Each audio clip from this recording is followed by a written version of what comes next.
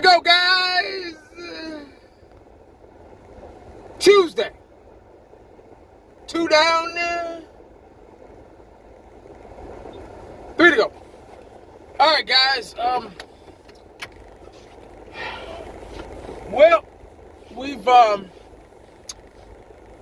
after all the dust is cleared and all the smoke has settled, or smoke is cleared and dust is settled, whichever way it's supposed to go. Hell, I don't know. After the downfall of Gerald McCoy,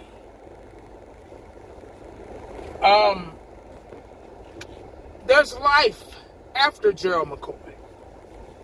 They have no choice.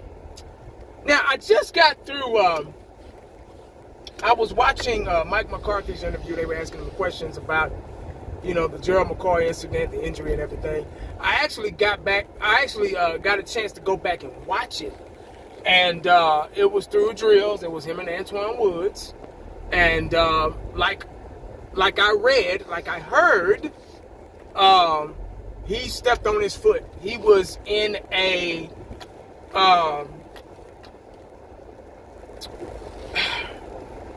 it seemed like that with both of them being defensive linemen, it seemed like he was acting like an offensive guard or something like that, and he was kind of backpedaling, and Antoine Woods was lunging towards him, and that's how he stepped on his foot, and he went straight to the ground. I was like, damn, that was an accident. Like, that was a freak accident. There was no, you couldn't see that coming a mile away. That was just one of those unfortunate things. It was just an accident, kind of like a wreck, man. It happens. It just, boom, wrong place, wrong time type of thing, But it is what it is, Mike McCarthy said that it was one of those things, one of those situations where it just makes you sick to your stomach. And I understand that. Now, you know me. I'm the king of analogies. I got to make an example just so people can understand on my level. So I can break it down. I love to do that. I can make a whole video out of just doing that. But, everybody, the NFL is about expectations. It's about potential and possibilities. And expectations as well. Last night on my live stream, if you missed it, go back and watch it.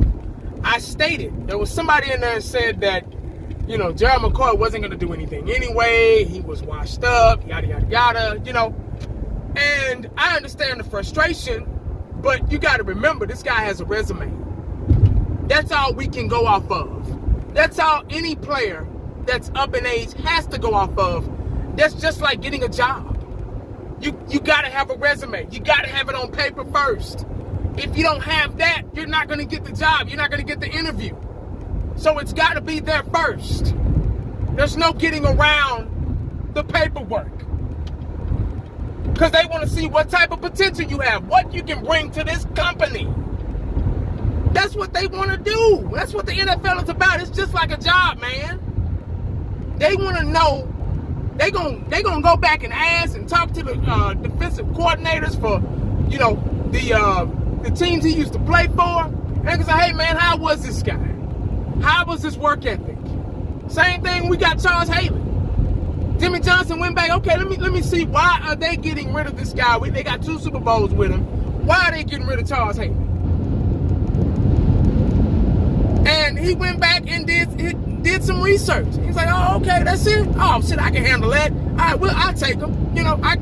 Cool. Come on, Charles Haley. You know what I mean? So, there's no question, there's no doubt in my mind why, or I'm not upset at the Cowboys for signing McCoy, because he has a resume. He's a 6-time Pro Bowler, 59.5 sacks in his career. 6-time Pro Bowler, I just said that.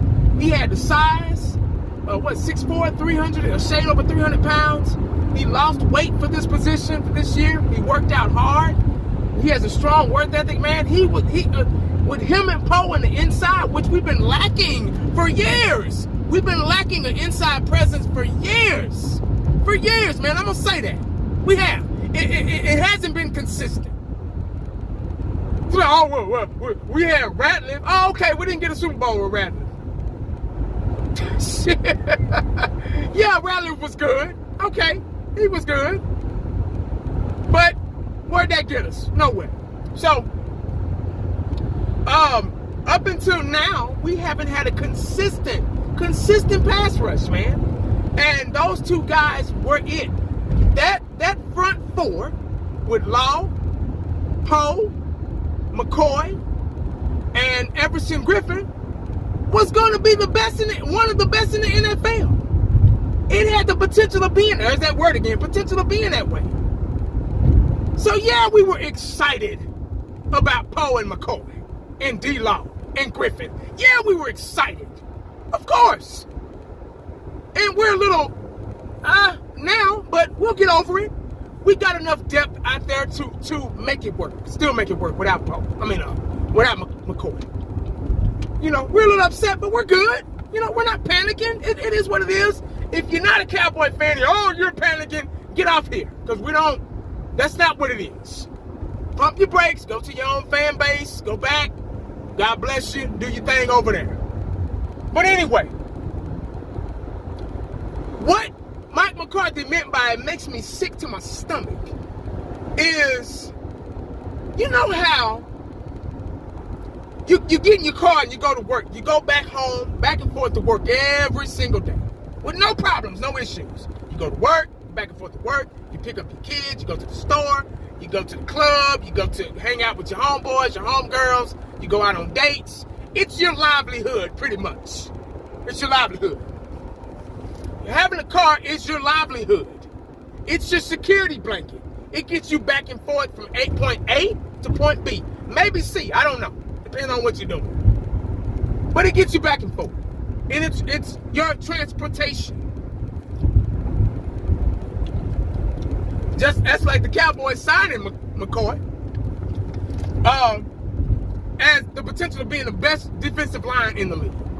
Now, say you're coming back home from work. Check engine light comes on.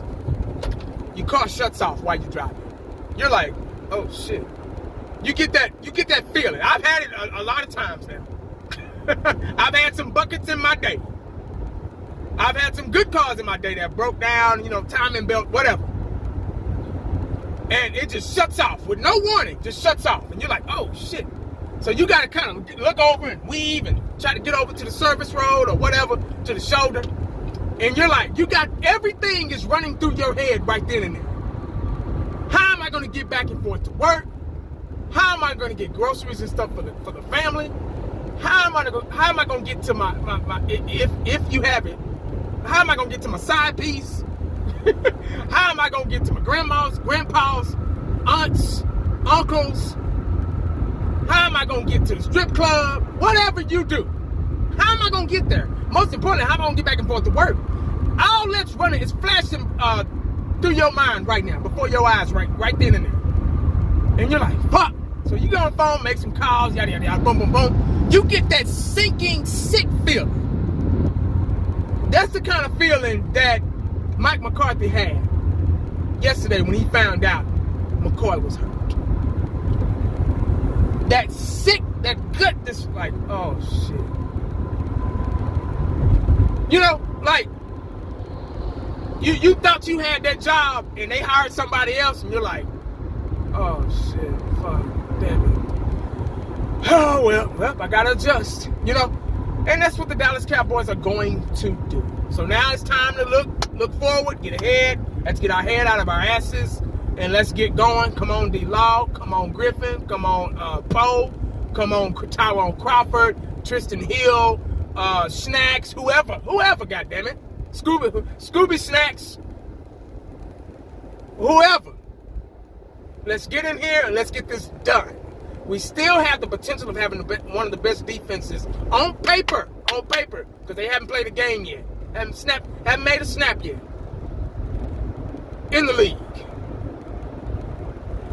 But that's all I got, man. Y'all let that sink in a little bit.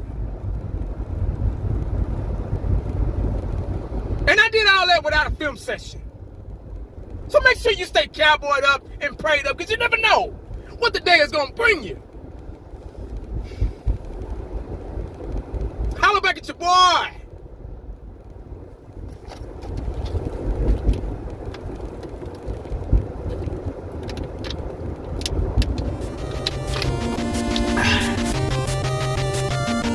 I'm out.